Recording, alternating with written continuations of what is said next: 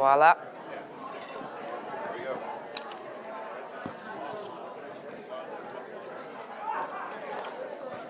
All right, good afternoon, ladies and gentlemen. If I could have your attention, please. Sorry for interrupting your conversation, but you're all here to hear this conversation that we're very excited to have. If I can have your attention, please. Thank you. So my colleague Juliana kindly introduced Steve and Dan. We're delighted they're here. They, in fact, have a long history together beyond being deputy mayor to deputy mayor. We're excited about that. They worked together at Lehman Brothers 35 years ago, and who knew that they said it was kind of a bit of a hole, the office you were in. It was actually called the hole. It was called the hole, would spawn such greatness and civic engagement. So delighted that they've known each other for so long. So I'd just like to start off, because we've been thinking about cities at the council for a long time, to find out, what do you think a great city is? What defines a great city to you? Dan, you've just written a book about the comeback, so now we've gone somewhere from being a whatever kind of a city to having a comeback as a great city. What does that mean? Well, I mean, I think it's a lot of different things. Not every great city is the same, but to me, when you know you're in a great city, it's when you actually feel the activity in the public realm, right? That you're drawing people to a place or to a set of places across the city where they have an opportunity to have all sorts of different experiences. And to us, in many ways, and as we thought about sort of creating places in the city, that was really the standard that we tried to set. Now, and I think in terms to be a great city is a different question. And there, what I talk a lot about in the book is, what I've called sort of our theory of the virtuous cycle of the successful city, and the best evidence of a great city and the thing that ultimately gives you the resources to make a city great is growth of the city. And that's growth in residents and people and jobs and tourists, et cetera, because they produce the revenue at the end of the day that you can reinvest back in quality of life, which by improving it simply attracts more people. And that engine is really what I think every city needs to create. I talk a lot about sort of, prosperity, and that you need to be prosperous to be progressive. In order to produce sort of those benefits, that thing that attract people to a place, you got to be able to afford it. Right, and I'd love to get back to inclusive growth later, because that's something we're talking deeply about. Yep. Steve, what about for you? What's a great city? Well, first, other than the one we're obviously I got to sitting work in. on Dan for 1 minute, because first of all, you all got to buy his book, but now you don't have to, because that was a summary. So you can't give it all away. He gave he gave the plot line, he gave the conclusions, the best parts, but there it is, greater than ever. Which you actually did read. I actually read. I read every page, all the way to the conclusion. Well worth reading. I think I agree with Dan that first, what makes a city great, or why is a city great, you got to start with why cities exist. Cities exist because people can realize their potential greater if they clump together. They interact, they take energy from each other, they work together, they form their lives together. That's what makes a city. So great cities tend to have these places where people come together in a more profound way than they simply happen to live in some kind of geographic proximity. They work together, they create things together. And I think then you got to think about two different types of greatness. Great cities, as people think about them in the world, are places that change the world, where things happen because people are grouped together and they're doing something that changes technology, creates art, creates culture, advances humankind.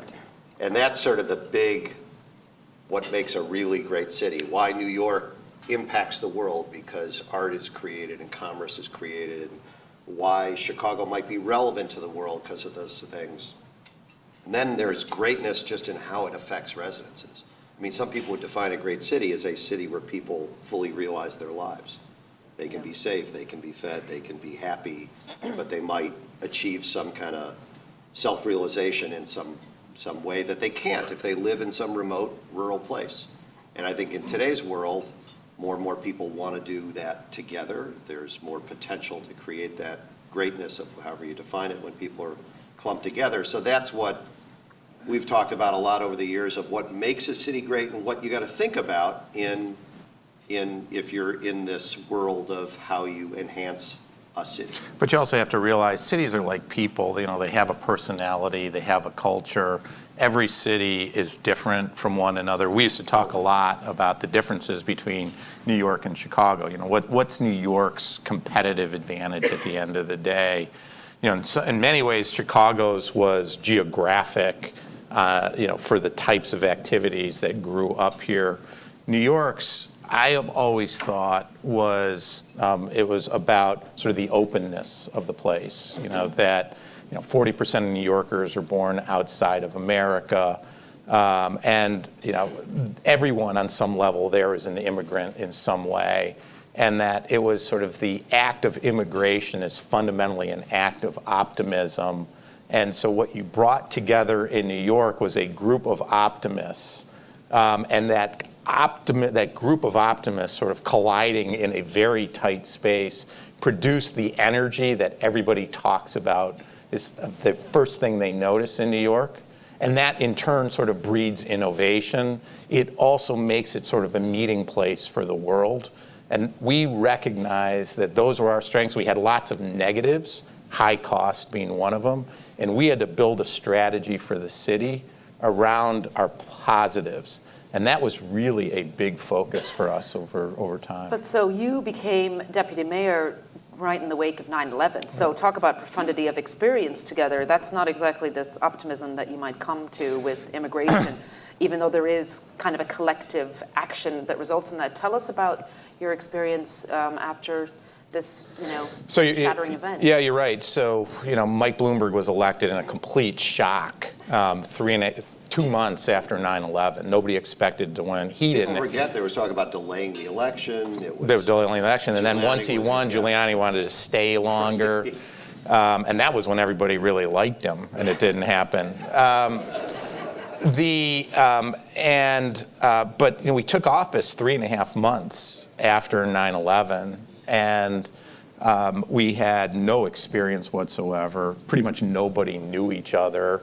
Our city council, because term limits had just been imposed, the 37 of the 51 of them had no experience whatsoever, and we're supposed to deal with this massive problem. And you could have seen it as incredibly debilitating in a way, but on some levels it was liberating, because right after 9/11, and I give Giuliani a ton of credit for this, he said, you know what, New Yorkers are tough, we're resilient, we're going to rebuild, we're going to make the city, it's the title of the book, greater than ever. And so we, to some extent, rode that commitment to get done, what I think in retrospect is a pretty dramatic reshaping of the city that people have been talking about doing for decades. And so perversely, the tragedy itself created a catalyst that was absolutely necessary for us to do what we actually did. Yeah, great. And in some ways, you could argue that was really, you wouldn't say it's lucky, but it is, that catalyst is incredibly powerful. There's somebody who some people know who occasionally says you don't want to let a good crisis go to waste. And that was clearly this moment where you could really get everybody together, rowing in the same direction. It was an impetus to do things. The normal political bounds that you face are probably a little less likely to get in the way. And that's incredibly powerful. We, unfortunately, and you think about the Chicago context, we didn't have quite that broadly felt existential crisis. Nobody was worrying about it 6 years ago, is Chicago going to come back? This was really a real existential crisis for you. We're talking about we're not going to go visit. Right. Tourism went way down for some brief period. All kinds of things. But you actually had your own crisis here, which was a financial crisis, that was far more systemic than the temporary one that we had right after 9/11. And to some extent, that made your job a lot harder. Because one, you didn't have the money. Second, people were skeptical about spending lots of money. And I think that illustrates an important point, is that, look, not every city has a crisis as a catalyst like New York did, or Detroit, which is, I think, on some level benefiting from its financial crisis now having hit bottom. So the alternative to creating that catalyst, in my view, is leadership. And basically identifying the things that need to happen, developing sort of a creative approach to it, coming up with a story and selling it to people when you actually don't have that compelling kind of crisis that creates the sense of urgency. To me, that's what real leadership is. It's being proactive by identifying the problems and then creating solutions. And, ultimately, that's what we need. We can't just rely on a crisis. Yeah, Well, and you really got to be willing. I mean, the interesting problem is New York had this crisis. People had to rally, even whether you liked Bloomberg, didn't like him, and as it turned out, people came to really like him, but people were going to rally around it. Here, you have this existential crisis, really. I mean, we could have literally gone broke. And certainly didn't have an ability to fund, certainly didn't have an ability. There was a lot of things that needed to be addressed very quickly, but you do have to sort of take this posture that we understand these things are critical. You have to be willing to be unpopular. You have to persuade people that, who generally would prefer the status quo and generally don't want to face the hard pain or don't want to face any pain, that you've got to do some things. And that, you're absolutely right. I think that is really the fascinating intellectual or challenge of how you get something to move, how you I'm create thinking change. about Olympic bids, for example, right? Yeah. The Chicago Olympic bid predated your time in office. Yeah. I think that was 2009. Yeah. New York's had one. That's something that's positive, but does it get everybody rowing in the right direction? It depends how you use it. And I would actually argue that New York used our Olympic bid. Obviously, both of us lost. But much more effectively, and I'll argue that because I was responsible for the Olympic bid, and then became deputy mayor, but more effectively than Chicago did. The way we thought about an Olympic bid was that the Olympic bid itself is a impetus to real city change. When I started the Olympic bid, which is now over 20 years ago, I brought together, groups of planners and others and talked about sort of what are the places in the city that actually need to have sort of the Olympic focus put on them, create plans, put venues in them, create plans around them. And we did all that before Mike Bloomberg was elected. In fact, the reason I was able to come into City Hall was because he had adopted, when he ran for mayor, a bunch of the ideas that were part of the Olympic bid. When he won, he asked me to join him in City Hall. And his argument to me was, look, whether we win the Olympics or not, by you being in this position, you have a chance to do the things that you said you wanted to do, whether we win or not. And as it turns out, obviously we lost, but virtually, with one exception, we did everything that was in that Olympic plan, and we got them done in record time, because while we were bidding, what we said was we got to get these things approved before the Olympic decision, or else we won't have credibility. And so, the largest development basically in American history is on the west side of Manhattan. That whole plan was done and financed in 3 years, which in New York is like record time, because we were trying to beat a deadline. So I think if you use them really well, they can be great. And by the way, I'm one who believes that if you actually have them, you get more time to actually do more. Los Angeles, which was just awarded the 2028 Olympics, is going to have 11 years, and their big focus is going to be on doing all sorts of transportation upgrades and using, again, the deadline of the Olympics as that catalyst to get things done. So if done right, I'm a huge fan of the effort. Interesting. You could debate, you might have gotten more done because you didn't win. That, had you won, I don't know, the distraction of the actual games, the distraction of, at least here, I think it's an interesting question whether we would have been, what would have happened. We didn't use that bid partly because there was a political change, I think, partly because the Chicago Olympic bid probably had much less dramatic infrastructure changes. It was a more modest footprint. If you think back on it, it was going to be a temporary stadium at Jackson Park. And, really the only thing that's lived on is sort of a arguable legacy where we own a big piece of property. The city owns a big piece of property on Yeah, the south side. yeah, which- and, for us, the Highline came great. out of the Olympic Yeah. bid, Hudson Yards came out of the Olympic bid, new stadiums for the Mets, the Yankees, the complete replanning of downtown Brooklyn, the Brooklyn waterfront, the Queens waterfront, Flushing near LaGuardia, the regeneration of Coney Island, the South Bronx. I mean, all of those things actually were part of the Olympic bid, and we had plans largely done or completely done by the time the Olympic decision was made. So I think the bigger point is what you guys learned, what we've learned here, what LA is clearly in the middle of learning, is you need a catalyst. You need something to force movement. And it can be a lot of different things. We're going to wind up rebuilding O'Hare because we have a lease that's expiring, with all due respect to my friend who's out here from one of the airlines. That is a catalyst to force movement that otherwise has really been going nowhere for probably 30 or 40 years for 18 different reasons. But you need something to create maybe a deadline, but certainly attention and money and a will to get major infrastructure done.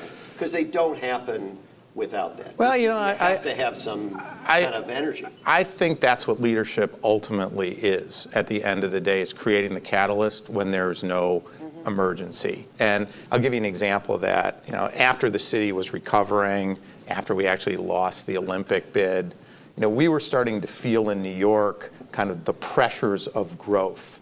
That every time we wanted to cite like a noxious use, like a salt pile or a tow pound, we couldn't find a place for it. And so, we started looking at land use broadly and then began to think about sort of every aspect of the physical environment in New York and realized that whether it was transportation or energy or land use or sort of water quality, all of them had the potential to constrain our capacity to grow over the coming decades. And by the way, at the same time that New York was actually a major emitter of carbon, and we felt we had to do something, kind of our part, to affect kind of the level of carbon emissions. So we literally worked as 150 people across like 20 different agencies, brought in all sorts of experts to develop what we called PlaNYC, which really became the path-breaking sustainability plan that, people overwhelmingly loved. We only got one piece of the 127 that got rejected, which was congestion pricing. And it's had a huge impact on the way New Yorkers think. But again, nobody was calling for it. It was just like we saw in the administration sort of these constraints on our capacity to grow. We believed in the importance of smart growth. And we felt we had to deal with it, and we're able to come up with an idea, a plan, and sell it to people. To me, that at the end of the day is what true leadership is about. It's easier in a way in a crisis. It's much harder when you don't have one. At least the public doesn't perceive it, and you have to convince them that there will be one if you don't act. That's what we're missing, I think, in general in government today. Steve, any comment on that? No, I was thinking about what you're saying about growth, since we both tend to worry a lot about that and think it's an incredibly important element of what makes a city vital. We have this different problem, which is New York, particularly as the engine started turning again post 9/11. New York is the financial capital of the globe, is absolutely going to be a key player in the global system no matter what, really, unless things really go badly. It's going to have that growth. People are going to come to it. There's going to be that kind of economic energy that's going to drive the engine. And yes, you have to do the right things to encourage it, et cetera. But Chicago, in many ways, we don't. We are a big financial player, but we're not a capital. We're not a political capital. We're not a financial capital of the globe. And if we don't take steps of our own initiative, we become irrelevant. If we won't grow, we won't be relevant. We're not economically significant unless we make sure we stay vital to the world, that we do something that is relevant to the world, whether it be in the financial world, in the industrial world, in the arts. we have to do things to make sure that we continue to grow. So the challenge here is even, I'd say even harder, because you still have that same imperative to be growing and relevant to the world, but we don't have a natural base for it. Because we're so other than a diverse, few because that's things. what we brag about. Well, we is have our a very different- diverse economy. No we economy. have huge assets, no Yeah. doubt. We have geographic location, we have academic institutions that are critical to the world. There's a bunch of things that make us, that are tools to work with. My only point is we are less of a natural grower, relevant to the world system, and it's so even more critical that political leadership here, economic leadership, civic leadership is mindful of that need to stay at the forefront, or we will wither. I would say New York, it would take a lot more for New York to wither. I don't think, it's funny, we never took it for granted, in part because in the 70s, we had such a traumatic experience. You probably know or remember that, New York had a brush with bankruptcy in the mid-70s. Remember the famous headline in the Daily News, Ford to New York, drop dead. And the city actually in one decade lost 800,000 people. Okay, 800,000 people. Whole areas of Brooklyn and the Bronx were completely decimated. And it took the city, by the way, 25 years of hard work to actually get back to where we were in 1970. And so we never took it for granted. In fact, we were quite paranoid that if we didn't reinvest in the city, if we didn't keep creating competitive advantage, that we would slide back. And that kind of sort of mix of confidence and paranoia really was part of what drove us. So only the paranoid survive, so said Andy Grove, right? that's absolutely, well, that's true for cities too. Yeah. Just because you're paranoid doesn't mean you don't have that. Right. That's right. But so Steve, talk to us a little bit then about regrowth and public-private partnerships. We hear a lot about co-designing plans, whether it's hooking up with Dubai and Chicago to figure out how to solve the same problems and getting investment in that. What's your view on public-private partnership as a driver for cities and maybe Chicago specifically? Well, public-private partnership is probably one of those wildly overused and almost never accurately descriptive terms. Good. Here it's sort of this reviled thing because public-private partnerships were sold in Chicago 10, 15 years ago, which basically meant selling public assets and taking money and doing something else with it, and then it became this sort of bad concept. The reality is government is a public-private partnership. The government on its own is a somewhat limited thing. To be an effective political leadership, you have to have partnership with the economic leadership of a city or a state or a government, with the cultural leadership, with the civic leadership, because all those people, I think, have to be operating at their peak capacity and have that same level of interest and aggression about advancing whatever it is they're trying to do. So by definition, if you're not working together, I think you're destined to failure. What does it mean? In the last 5 or 6 years in Chicago, what it's meant is the city government has put a lot of focus on how to build infrastructure and how to improve quality of life and how to do things to enhance the ability of, say, the academic institutions in the city to grow and bring students and to enhance their stature, or for businesses to both be attracted to come here to increase employment, but even more importantly, the existing businesses here to have an employee base that is going to be incredibly happy and want to be here and be able to continue to recruit and prosper. So I think, going back to what Dan was talking about, that virtuous circle, there's an incredible combined effort that's required to make any of this successful. So by definition, life is a public-private partnership. That narrow sense of the term of, is that a new source of capital, which is really sort of this mythic idea that's been out there for 5 or 10 years. Can you get a bunch of capital into the public realm and do public works with somebody else's money other than taxpayer money, I think is a bit of a myth. I think that's sort of a sideshow.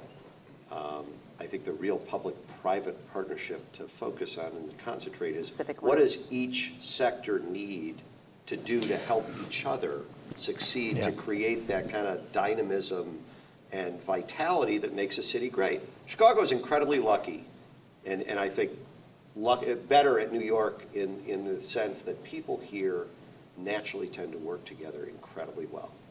There's an incredible amount of cross-collaboration and cooperation between sectors, and people think of it as part of their normal existence as to what they should do, and that's one of our great strengths and one of the things that we've done incredibly well over the years, and I think is part of the reason for an ability to turn the engine or turn the ship more quickly than you otherwise might.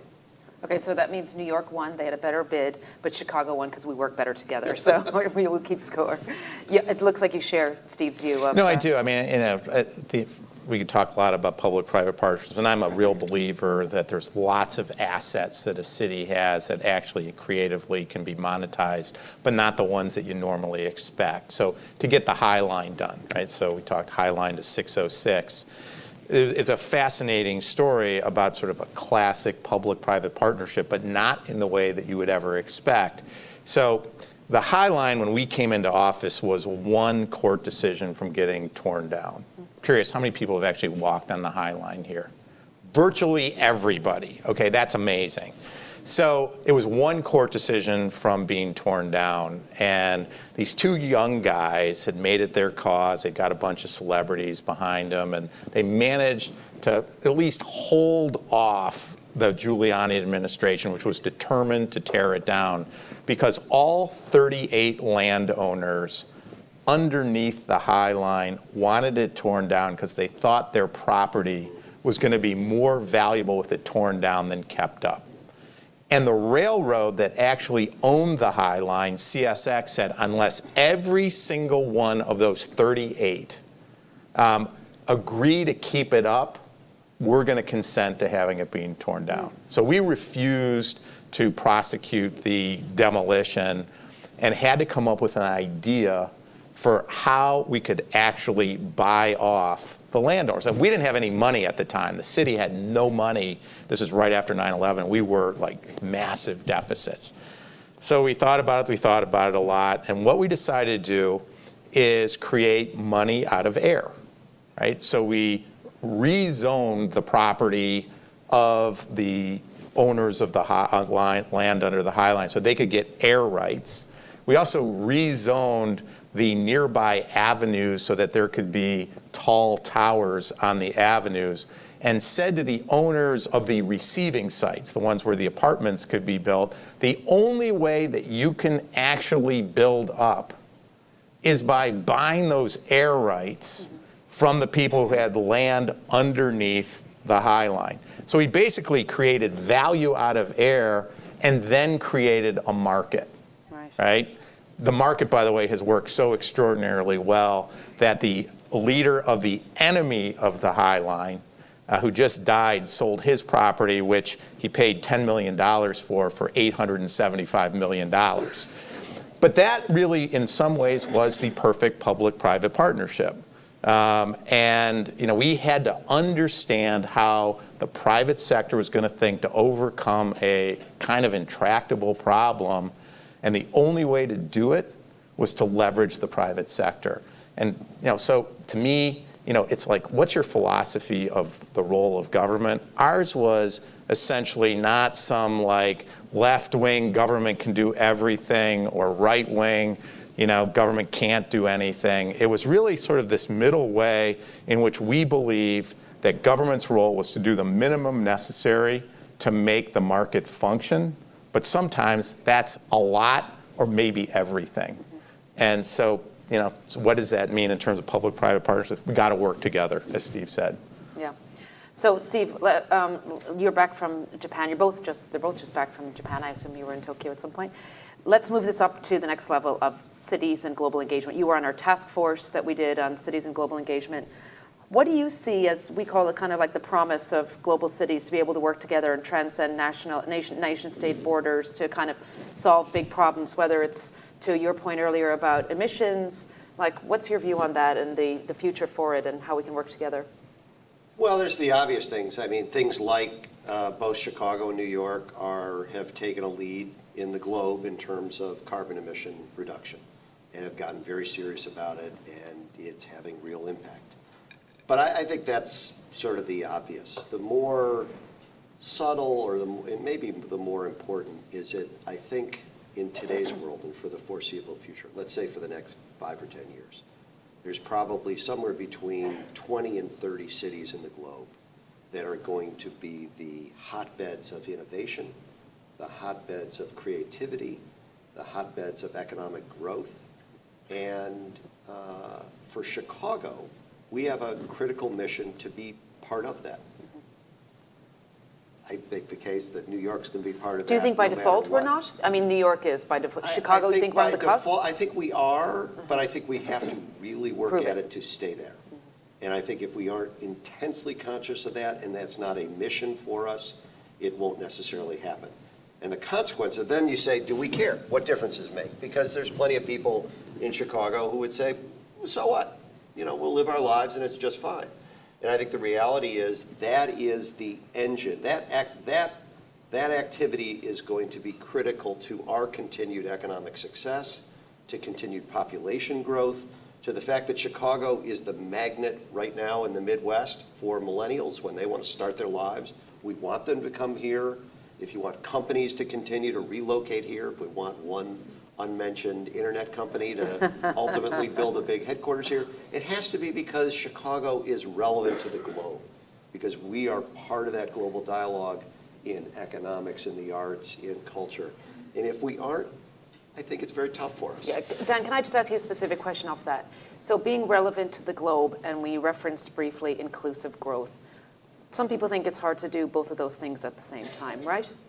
I don't think it is. I think you just have to have the money to be able to do it. And that's why I talk about sort of why growth is so important, why I say, you know, to be a progressive city, you actually have to be a prosperous city. I mean, the most successful cities today, the fastest growing, sort of this magnets for the kind of technology and other things, are clearly places where today demand is outstripping supply, and as a result, for services, we're seeing either the prices go up, for example, with housing in places like New York, or in San Francisco or Toronto, where I'm kind of spending a lot of time.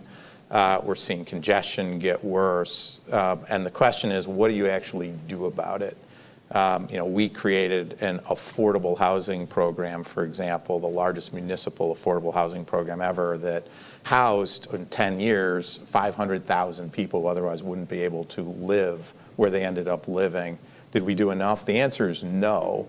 But that was just a question of money, and in fact, our successor, who was just reelected, has kind of upped the game, which I applaud, and trying to fill that gap. So yeah, I think if we're creative enough, we can be both. We can grow and we can accommodate that growth in an inclusive way.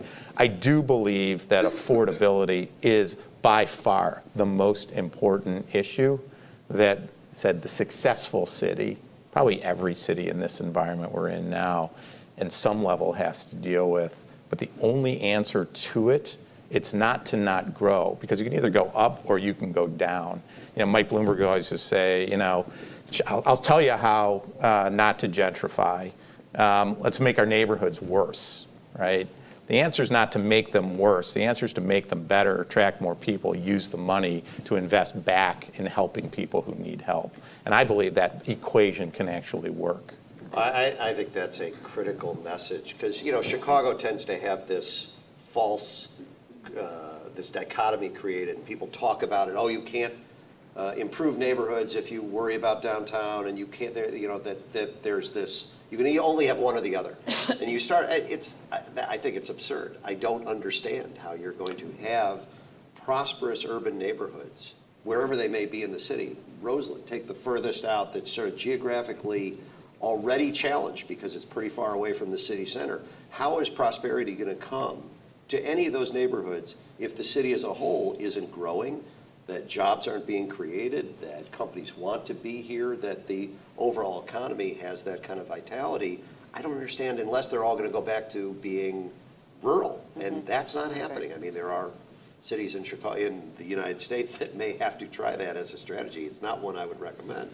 Urban farming is not a mass scale solution It's not for everyone. employment. Yeah. So we have to do that. We have to globally engage. We have to be economically successful, or what our better instinct is, which is to help and try to assist neighborhoods that might not necessarily be part of that.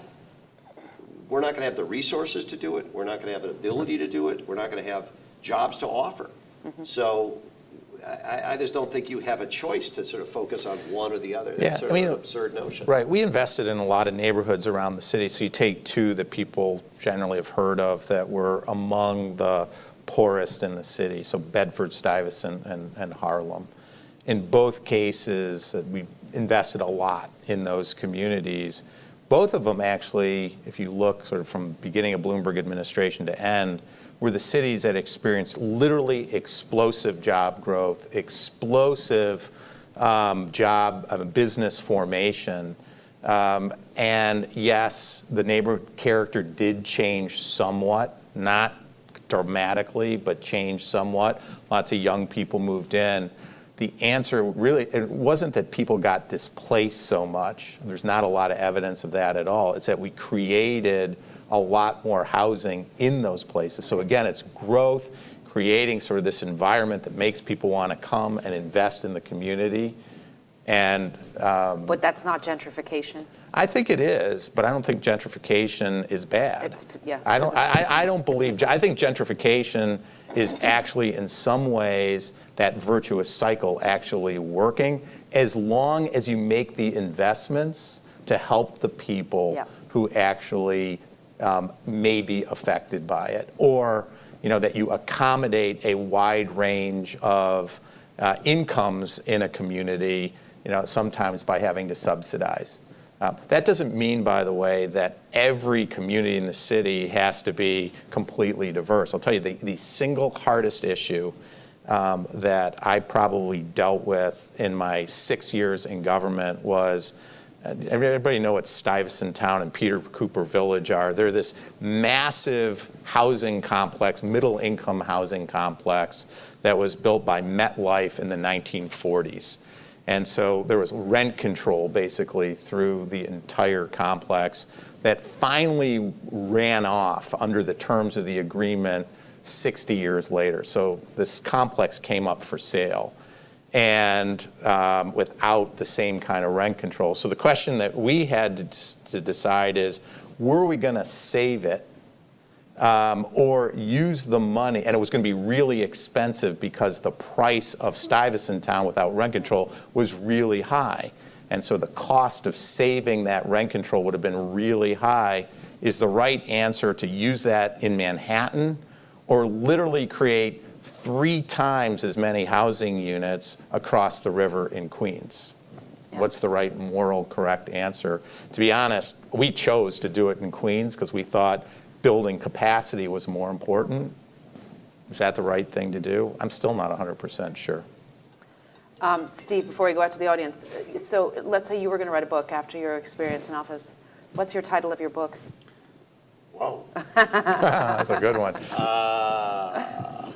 Or maybe I can come back to you after we have 18 minutes. We'll go out to the audience for questions. I am not going to write a book. That's the thing. I am not going to write a book. He watched me actually. Famous last words. He actually watched. We were on vacation together several times, and I was up at like 5 in the morning while he was sleeping in, trying to write this stupid thing. And so that's why I'm selling it. So all of you can for whatever. Because you will never see a book from Steve Koch. $28. You can buy a copy right over there. All right, let's go out to the audience for some questions. I see Michael Moscow here in the front row. Just one sec. You know the rules. Wait for the mic, please, and make sure your question's a question. Thanks. Hi, Dan, thanks so much for joining us. One topic you haven't talked about is violence. That's a serious problem in Chicago, as you probably know, and New York seems to have made enormous progress in this area. I wonder if you could talk about that a bit. Sure. Look, I'm probably not the expert on violence here. I know all the theories about why it's exploded, and it is. I have my own ideas. New York is, I think, different for a number of reasons.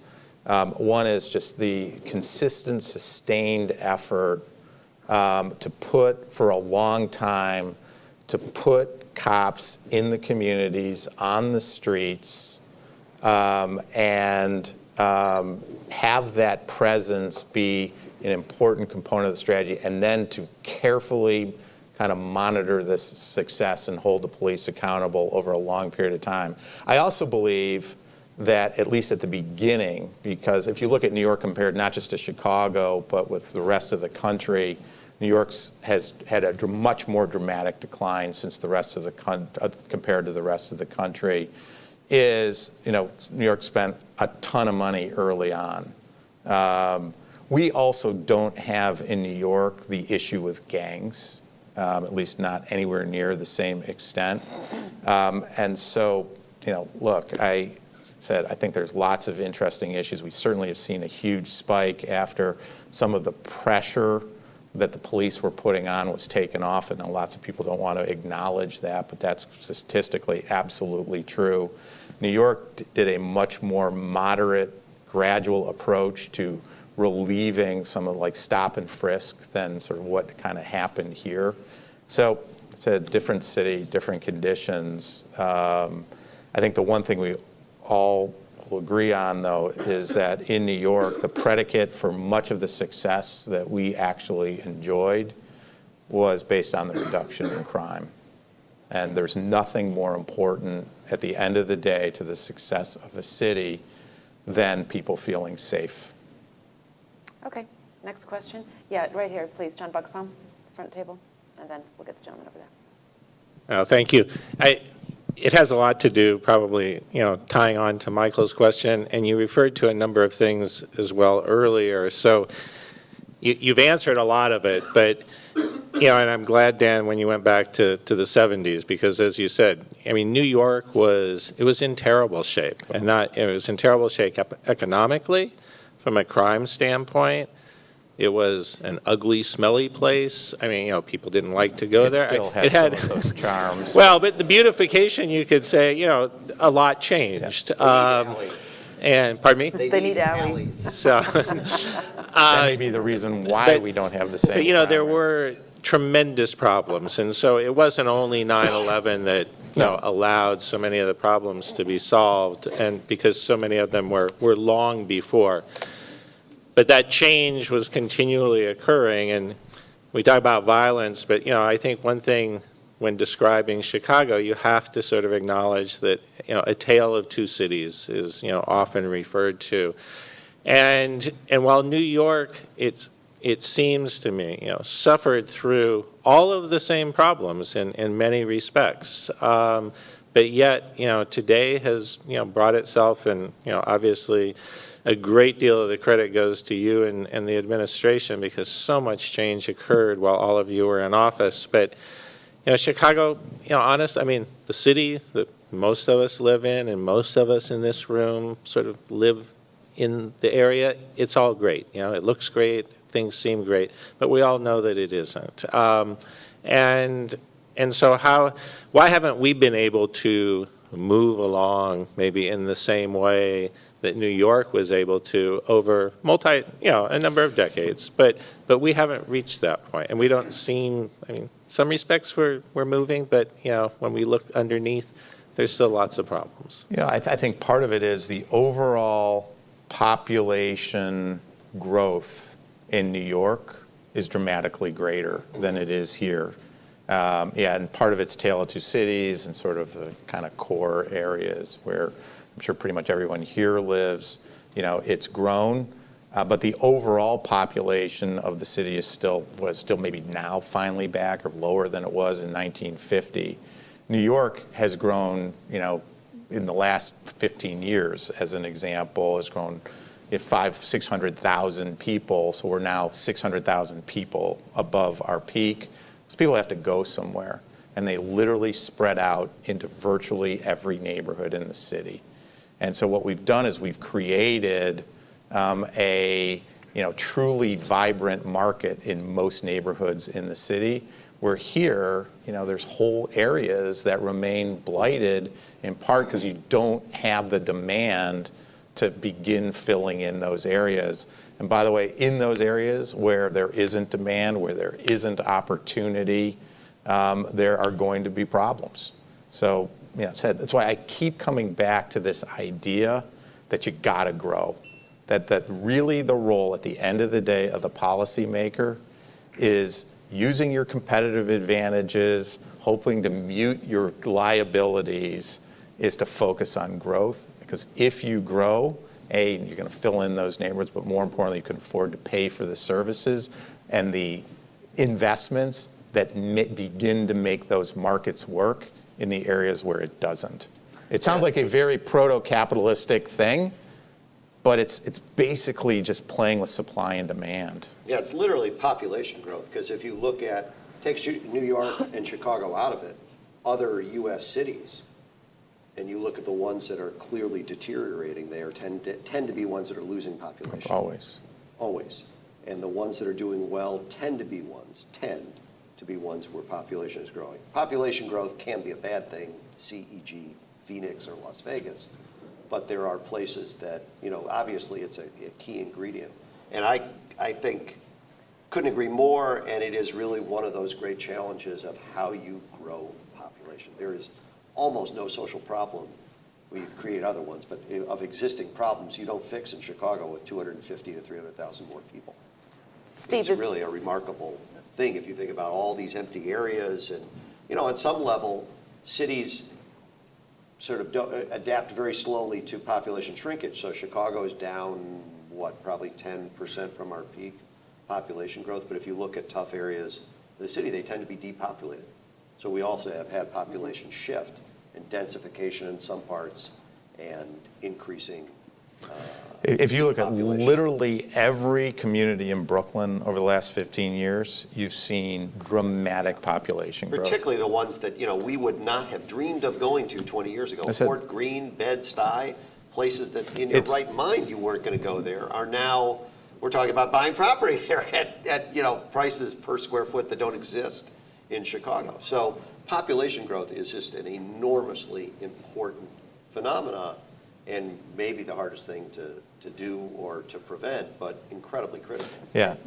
So Steve, in your view then, is the unnamed internet realtor, or excuse me, a retailer, is that the silver bullet that can bring people, not just No, I think it's just one millennials example. I mean, it happens to be a big one that's out there right now that everybody in America is chasing, so it's obviously, but the reality is, over the last 6 years, there are several hundred companies and something more than 50,000 jobs that have come to Chicago that weren't here 6 years ago.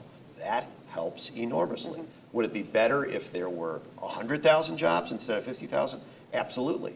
It also it doesn't really answer a side problem here that we haven't talked about, that we've spent time on, and I think is a problem for the country as a whole, above and beyond the particular issues that New York and Chicago face, is a lot of the jobs coming to New York, the jobs coming to Chicago, the growth that's existing in the American economy right now is not suited to a lot of the social problems we're facing, and particularly the populations that we really have to address.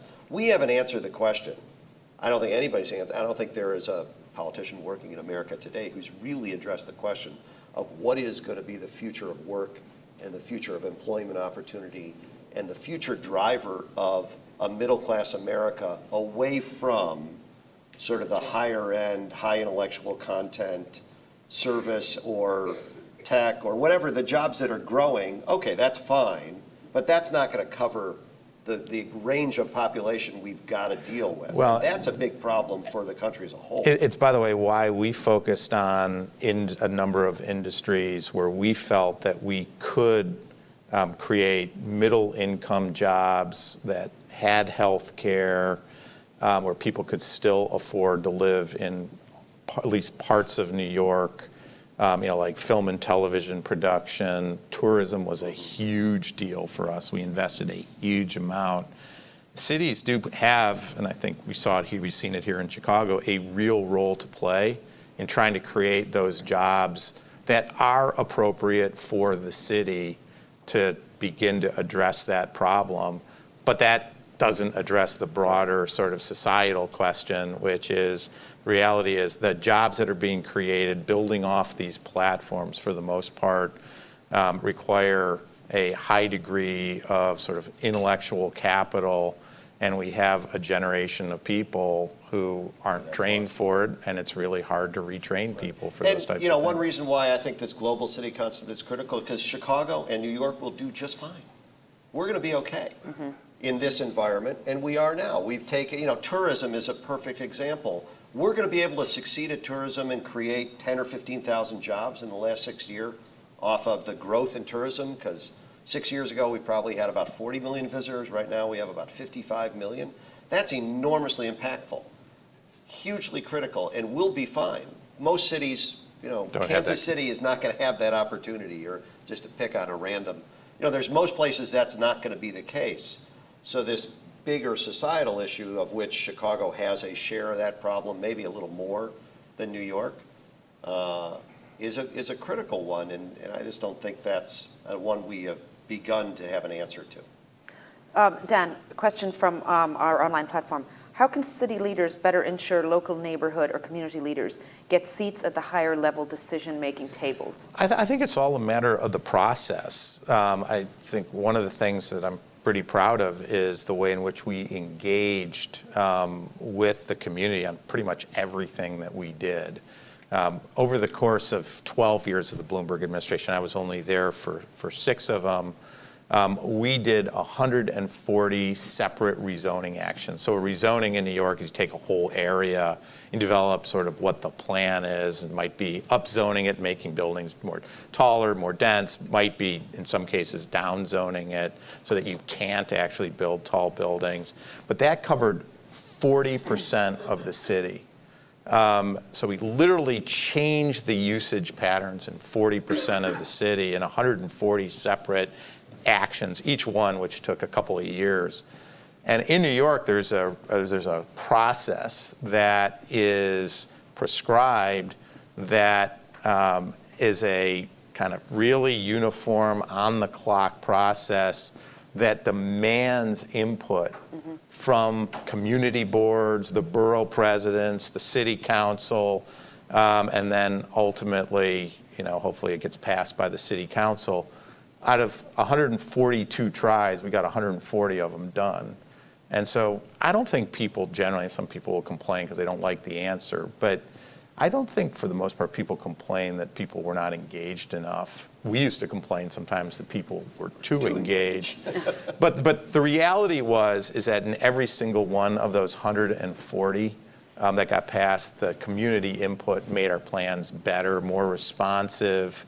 I'm a huge believer in the need to do the work, to walk kind of the neighborhood block by block, to understand sort of the fine-grained nature of what you're doing, get people's input, reflect it back, and ultimately emerge with something that, you know, enough people are happy with. No? Okay. Next question for the audience, please. I'm happy to. I mean, I think the reality is... I've got a big question for you on here that we'll close out. Okay, so there's just one each, and because we just have 3 minutes left.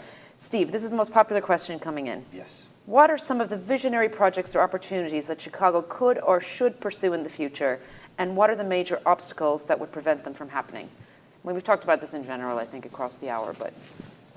I think our challenge, I think one of the real the real challenges for Chicago going forward is how to continue to make it a livable city. And probably the biggest key to that is a truly effective mass transit system that touches all parts of the city and then engages with the rest of the world. So O'Hare has to be, our air connectivity with the rest of the world is critical to our economic success. We're doing those things. I think the connectivity of the rest of the world to the city is an important one, but the biggest challenge we have is what makes quality of life is getting people around the city now. The ability of people to get from any corner of the city to a job somewhere else. I think the day of focusing on making sure there's a factory in that neighborhood that people could walk to is just over. I think we have to think about in a world in which you're going to have larger working environments. You have to be able to get people from all geographic parts somewhere else. And we don't have that legacy. We have some.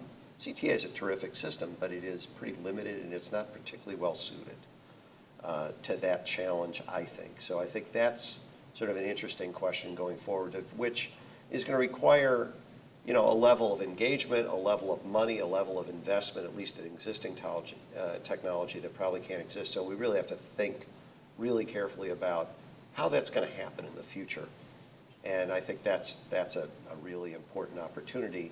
We're pretty good on a lot of the quality of life things. Can we always have more, bigger parks and opportunities for that sort of thing? Absolutely. But I think our biggest challenge is how we reconsider the issue of getting people around. Great. Dan, just a minute left. Any closing thoughts? Congrats on the book, and you'll be signing it directly afterwards over there. Steve says it's great, so it must be good. And he's unbiased. Fabulous.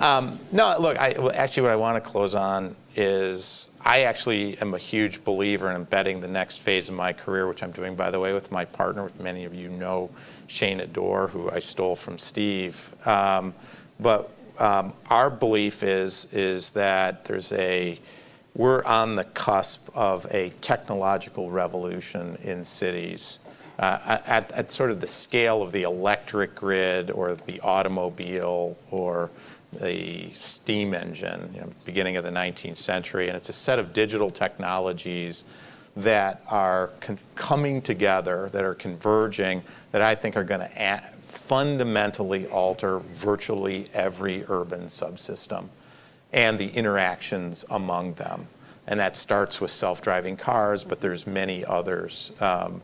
And the way our mission is to essentially accelerate sort of the integration of this set of technologies and innovation into the urban environment. And the way we're actually going about it is to try and literally build a district in a city. And we just announced about 3 weeks ago that we're partnering with Toronto to do that. So I'd stay tuned. But you asked earlier about what can cities learn from each other. Part of our hypothesis is that when cities see other cities do things successfully, they copy them. And if we can create a place where on an integrated basis we can begin to tackle using a really smart blend of kind of really great kind of urban design and cutting edge technology, begin to demonstrate that we can fundamentally bend the curve on quality of life, on mobility, on sort of convenience, on cost of living, on environmental output, et cetera, then other cities are going to copy, and that'll be the single biggest impact that we can actually have. I was always struck by, when we actually did the Highline and opened it up, that, within a year, there was 36 Highlines under development in other cities, including, by the way, the 606. We started before the Highline. Didn't get it done. We weren't as efficient, even though we worked very well together. We weren't as efficient, even though we were working together. Yeah, I don't know how we managed to do it since none of us get along. But in any event, the point is cities are smart, okay? They look around the world. They're constantly looking for new ideas and innovation. And the best thing that we can ever do is try new things, document how they go, share those lessons, and then what you'll begin to see is the innovation replicate around the world. It is going to be technology, in my view, that has the single best, holds out the single best hope for that aspiration of inclusive growth. I'm completely convinced of that. And it's stunning how quickly it happens. When it works, when people have good ideas, it is amazing how fast it's replicated around the world and people get enthused about it. And the reality is cities is where problems get solved. It's where you have concentrations of people. So the problems we have that some people have mentioned of various sorts, I think are going to get solved. They may be created by cities, they're going to get solved in cities. And the critical thing is to figure out how to quickly replicate them around the globe. What a beautifully optimistic way to end a Chicago Council program. Ladies and gentlemen, please join me in thanking Dan and Steve. And if you'd like to continue the discussion, my colleague Karen Weigert will be leading a discussion later this afternoon as well on climate and cities. Thank you very much. Good evening. We're adjourned.